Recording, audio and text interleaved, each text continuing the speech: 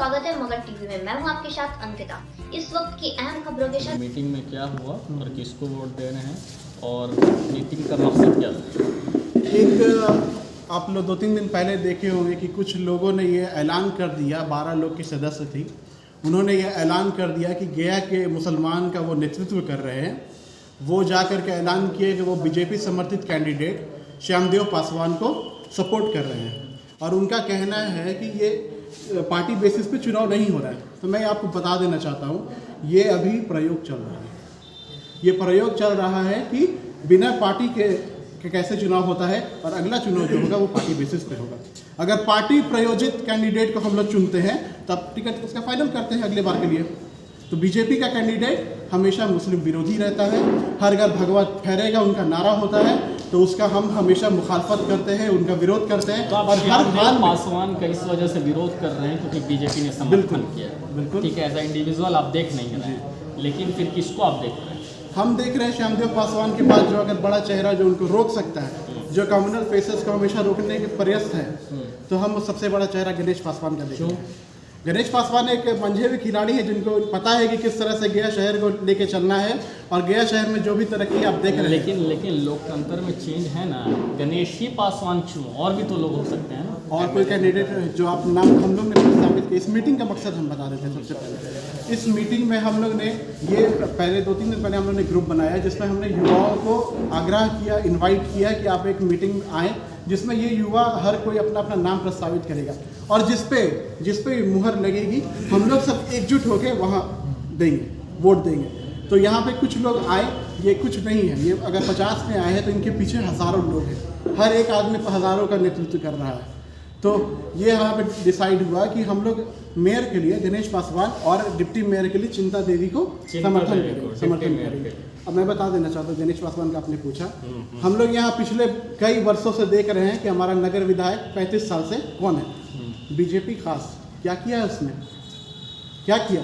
नगर निगम से हट करके भी फंड ला करके बहुत कुछ कर सकता था, वो कुछ नहीं किया। हमारा एमपी कौन रहा, इस बार बदलाया है ना, इस बार जदयू था, लेकिन प्रायोजित किसका था?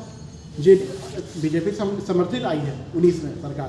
बीजेपी से मतलब उसकी दुश्मनी है, आप जो आइडियोलॉजी से प्रॉब्लम है या सिर्फ बीजेपी से प्रॉब्लम? नहीं, हमें आइडियोलॉजी से प्रॉब्लम है क्योंकि बीजेपी का स्टैंड CA NRC पर भी रहा था और हम लोगों ने विरोध किया था। तो अभी आपने थोड़ा देर पहले कहा था कि कुछ मुसलमान जो ठेकेदार बन रहे हैं, तो उन लोगों ने समर्थन दिया गणेश पासवान, नहीं इनको दिया ना, सॉरी श्यामदेव पासवान को। तो इस पे आपको ज़्यादा आपत्ति है और साथ में क्या बोलेंगे उन लोगों के लिए जो इस तरह का कर रहे हैं? उन लोगों के लिए ये मैं कहना चाहता हूँ कि आपके वो पर्सनल वोट हो सकता है, आप किसी के ठेकेदार नहीं हो सकते, आप इमाम बुखारी नहीं हो सकते हैं जो आप आखिरी समय पर कहिएगा कि आज चांद और कल ईद है, तो ये नहीं चलिए इमाम बुखारी नहीं सकते। आप ये बताइए, जो मकसद तो शॉर्ट में बताइएगा।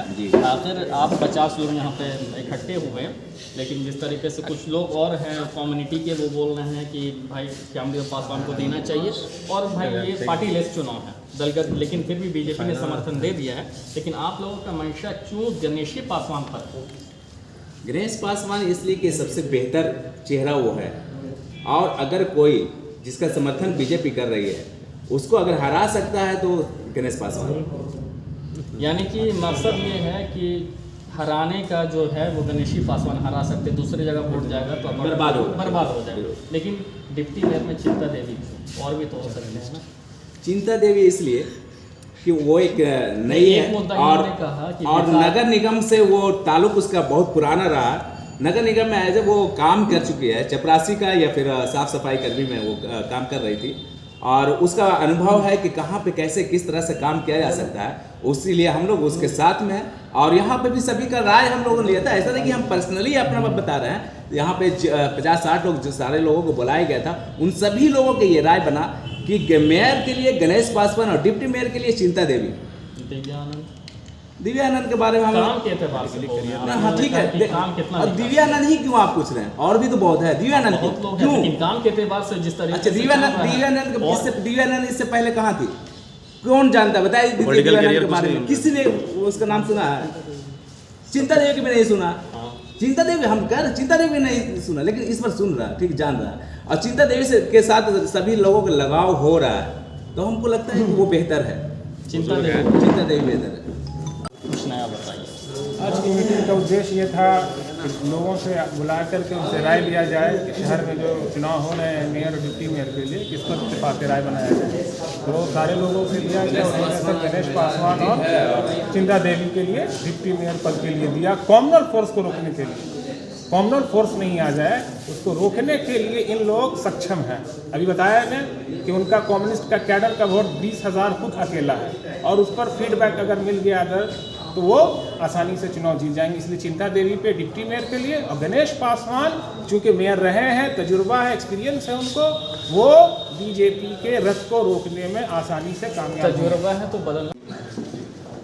मैं आप लोगों को ये बताना चाहता हूँ, उस दिन से गया शहर में चर्चा चल रही है कि मुसलमान के कुछ समाज से भी बुद्धिजीवी बोलते हैं, उन्होंने एक स्टेटमेंट तक दिया है कि सभी समाज के समर्थन मिल गया है और मुस्लिम का एक मेयर आप लोगों के सामने हम रख रहे हैं। ये मैसेज बहुत ही गलत है, किसी को बुलाया नहीं गया। 10 लोग 5 लोग गया में हैं और वही लोग क्या करते हैं, कहीं पर मीटिंग बुलाते हैं, अपने में मशवरा लेते हैं और समझते हैं कि हम ही लोग सब कुछ। ये चीज़ नहीं होना चाहिए। यहाँ पे सारे लोग यूथ लोग हैं, यूथ लोग में बहुत आवाज़ होती है। गया में अगर हम लोग चाह दें तो ये सब जो मैसेज पहुँचता है इससे बहुत ही खराब मैसेज पहुँचता है। जहाँ पे सभी लोग समाज सेवी है, NGO से जुड़े हुए हैं, समाज के लिए बहुत सारे काम कर रहे हैं और ये मैसेज जाता है कि मुस्लिम लोग ने एक बीजेपी के कैंडिडेट का सामदेव पासवान, अभी उससे ये आप सवाल करिए जिसने उठाया है, उनका नाम नहीं लेना चाह रहे हैं, नाम लेना भी सही नहीं है क्योंकि ये बहुत ही गलत मैसेज है। बहुत सारे नॉन मुस्लिम लोग भी कमेंट कर रहे हैं, हंस रहे हैं कि मुसलमान लोग ने बीजेपी का समर्थन किया। आज आप हालात देखिए मुसलमान का, अभी एक आपका कानून आने वाला है, एक देश एक कानून, ये राज्यसभा पास हो गया, किसी को पता नहीं। अब समझिए कि वो बीजेपी के कैंडिडेट हैं, मेयर पे बैठ जाएंगे तो क्या हाल होगा। हर घर में भगवा का झंडा फहरेगा। कितना बड़ा अफसोस की बात है। 5-6 लोग मिल के इस टाइप की मीटिंग करते हैं, आप बोलते हैं कि सारे समाज का, समाज आपसे बन रहा है क्या? समाज तो युवा से बनता है, युवा ही समाज की जान होती है। अब हम लोग को आगे आना हो, कुछ भी मामला था, सोने की जरूरत नहीं है, जागने की जरूरत है।